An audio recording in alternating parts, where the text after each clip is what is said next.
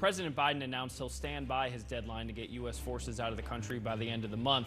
That decision, like so much of what's happened in the region, is getting real pushback this morning. This is a good look at exactly how much snow we are dealing with at this point. Guys, here we go. Signing off from Prescott, Ryan Cody, 12 News. We do see one woman is in handcuffs as police are moving everyone down the street. So that's all we know at the moment. They've been told to disperse, and that's what they're doing. I'm Ryan Cody. Thanks for joining us here on Today in AZ. A lot of folks waking up after the monsoon season hit their neighborhoods hard. And you can see part of it there on top of that SUV. Another part then slamming into this tree, taking down the palm tree on top of another vehicle. There just is no easy solution at this point, Crystal, especially with more rain on the way. And there's a drought still going on up there as well, too. So they want the water, but it's such a give and take. How much snow we have on the ground, it's knee deep right here. However, I'm gonna walk all the way over to the road and take a look at the road. Slushy, but perfect. You can drive on this, and we have seen people driving on this all morning long. A Sunday afternoon non-conference ASU basketball game in December is hardly ever the biggest ticket in town. In fact, sometimes the crowd isn't much bigger than this. But this is not your typical Sun Devil season. This neighborhood in particular, zip code 85008, with the highest number of reported sexually transmitted diseases in all of Maricopa County. But health officials are more concerned with a rise happening all over the state, soaring at higher levels than the national average. Right now, more and more people are looking underneath the Christmas tree, hoping to find themselves, or at least what they believe to be a better version of themselves. These are not the cheap seats, we'll say that. They're actually very expensive. The face value for the seat right here, $860. Crews able to continue searching this creek until darkness on both Saturday and Sunday, but by late afternoon on Monday, the threat of more monsoon storms forcing search and rescue to higher ground. 'Tis the season for carving faces and other random designs into pumpkins, then leaving the rotting gourds in your front yard to celebrate Halloween. Festive. Let's keep this conversation going this morning. This is a big deal. A lot's changing, and you will probably notice differences.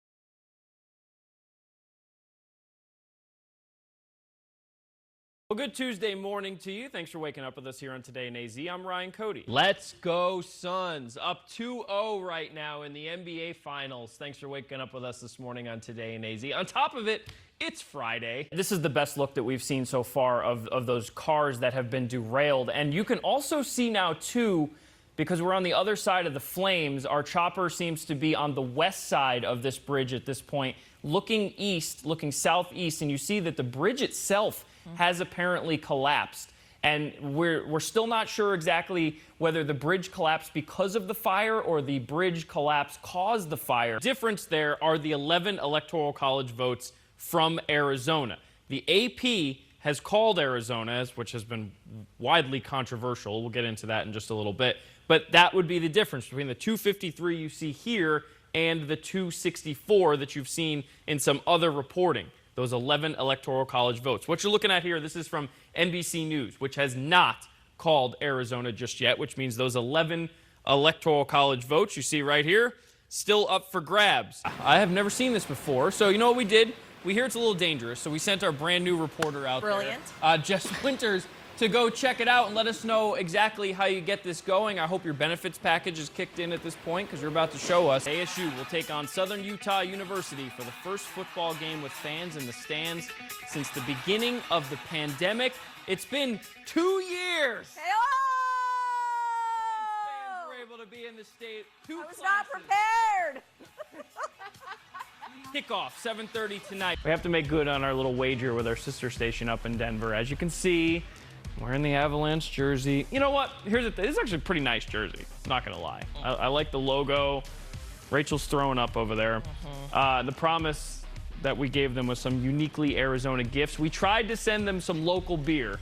Turns out the United States Postal Service is not okay with us mailing alcohol. So here you go. We got some whiskey-flavored barbecue sauce, some cactus candy. You know, you stop at the airport. This is just what you get, folks that want to get some local Arizona stuff. And then this is called the Magic Plant. So for you out in Colorado, it's not the magic plant that you're used to. This is actually a cactus that you can grow. So a succulent of sorts. That's right. Again, speaking of succulents, your team down 2-0 right now. To Dallas. Close enough, but you know what? We lost. We'll take it on the chin. The Coyotes are definitely going to be on their way up. Got a lot of young talent, Rachel, so I'm very excited about what the future holds. And, you know, we'll just... That's right. We'll take the L this morning. Yeah, Ryan, I appreciate you taking one for the team. I did not want any part of this. So you're a good man. Yeah, we only got one jersey in the mail, actually. It's the only reason you're not a part of this. At the bottom of our screen, though, say the exact opposite. 71% of our viewers say no, they don't watch sports You guys are at so work. good. So 71% of our viewers are straight up liars. That's what I think they're really focused on their work. I think maybe they don't think it's an anonymous survey. If you're heading home after the holiday weekend, gas might not be as easy to get as it usually is. It's not necessarily because of a gas shortage, but a shortage of drivers who are delivering it. It's a question venues are dealing with as they welcome music fans back in person. And one venue in Paris is making an experiment out of it, trying to see just how safe it really is. The Paris Hospital Authority put on a concert over the weekend with 5,000 fans, all of them taking COVID tests before the show and wearing masks while they're there. Then taking home COVID tests this week to see if there was a spread of any kind. Meanwhile, an additional 5,000 people took COVID tests before and after, but they didn't go to the show. They just stayed at home on their couches. That's the placebo group. Doctors will compare the spread from one group to the next and decide what the best protocols will be moving forward. So it's a first-of-its-kind experiment which could help develop the science of controlling the spread in a potential new normal. Meanwhile, in America, we're just winging it, opening up venues to those who feel like they're ready to go. So are you comfortable going back to concerts in person? And it'll be interesting to hear what some folks are saying here this morning. Again, you can text us 602-444-1212. The majority of our viewers this morning, again, it's early, saying no, 73%. It's interesting to see that they're doing something like this in Paris. But in America, we're just like, well, you know, whatever. Like, hey, it's 16,000 fans at the Suns game tonight. I mean, you know, it's just a different vibe. Teen 12's Olympian in training, Jen Wall, joins us live. So, Jen, we're hearing you can actually surf in the desert, but the question is, can you surf in the desert?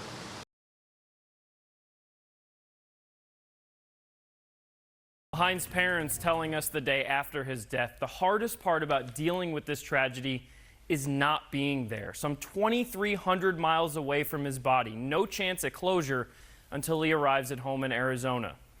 Well, the wait is over, and they say now the healing can begin. I'm proud of my son, his dedication, and his services. It does me proud to stand here and see my son make it home. Come on, we gotta be strong for justice. Strong for justice.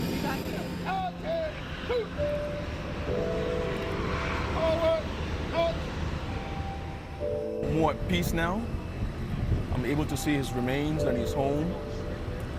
We're able to have closure and peace that now that he's here with us, we could visually see him for ourselves.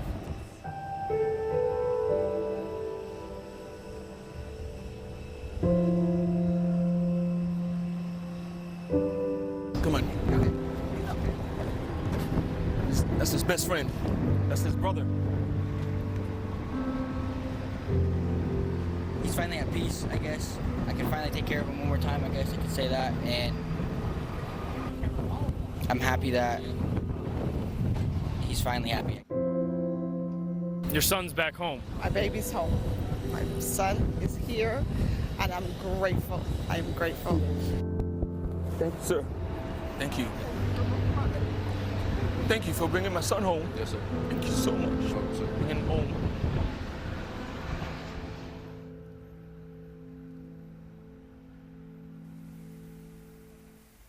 Services for Lance Corporal Justin Hines will be Tuesday afternoon. He leaves behind a wife and 2 sons.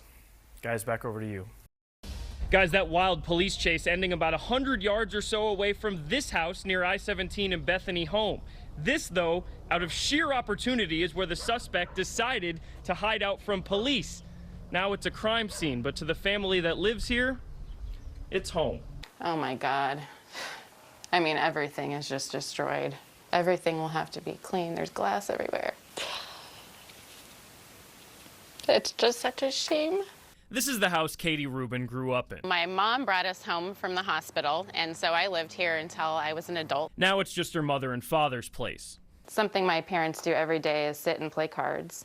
But the couple dealt a bad hand when a carjacking suspect decided to hop their backyard fence and hide from police inside. This guy just totally ruined everything. Treated it like trash, and my parents have treasured that home for 43 years. Luckily, both of them were at the dentist when police say Hyro Kinter, who'd been hiding in the attic, fell through the ceiling before hiding a dead police canine in this cabinet. It just changes your whole view on life. It really does, that there are such horrible people out here. Horrible. Katie's parents want to move back in, but obviously that's not happening anytime soon.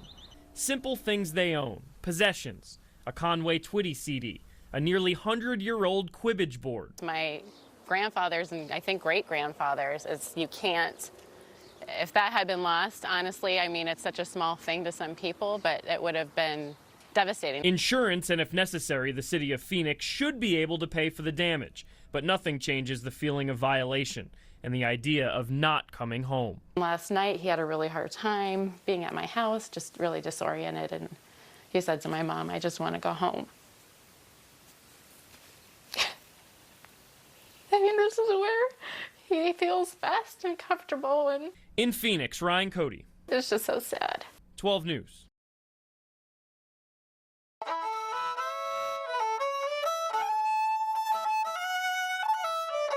A delicate artistry, fiddling, is Macy Keenbaum's first love. Went to my first contest when I was 5, and it was all curtains from there. When you were 5? Yep.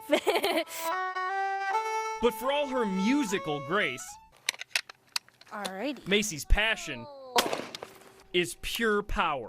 I would consider them both to be finesse related. Seems like a lot of the people in the shooting world don't know that I play the fiddle, and a lot of the people in the fiddle world don't know that I shoot. And when they find out, it's definitely like, whoa, what? A little bit of a split personality going on? Definitely, yeah. Macy's contrasting talents shaped nearly every aspect of her life. She works as a music teacher. She met her husband at a shooting range. Then the two moving to Arizona from Washington to join the ASU Gun Devils. Oh! Could have gotten a similar degree to what I'm pursuing in Washington, but they didn't have a trap program or a shooting program, and so started looking around, and I found out that ASU had one. The rest is curtains, as she would say.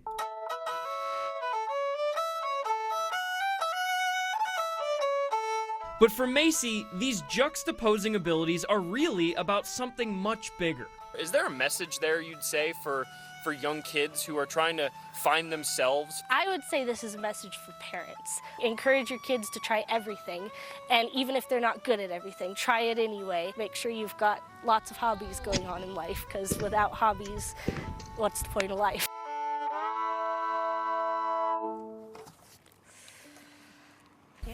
You know, Macy grew up in a hunting family, so even though her competitive shooting career didn't start until she was about 12 or so, she's never been a stranger to guns. Now, though, she's getting her degree in graphic information technology